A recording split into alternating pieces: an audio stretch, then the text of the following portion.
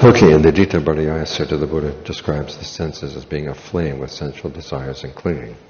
In my practice, I can avert my gaze, ignore the opposite sex, but the heart is still clinging to wants and desires. In your opinion, what is the best way to subdue the longing in the heart in order not to break the 5 precepts? Okay, there are 2 things you need to do. One is you need to give the mind an alternative sense of pleasure. That's what the concentration is for. So you can see, okay, I can gain pleasure, I can gain a sense of satisfaction simply by sitting here breathing.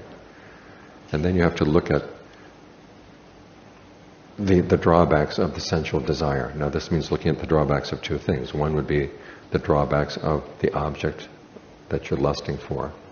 This is why they have contemplation of the body. If you start with your own body, to be fair, it's not just the other person, but your own body has, you open it up, what you have. You have lungs, you have a stomach, you have a liver, you have kidneys. And ask yourself, okay, which of these things am I lusting for? You realize you're not lusting for any of those things. And yet if the person didn't have those, then the person would be, wouldn't be a human being.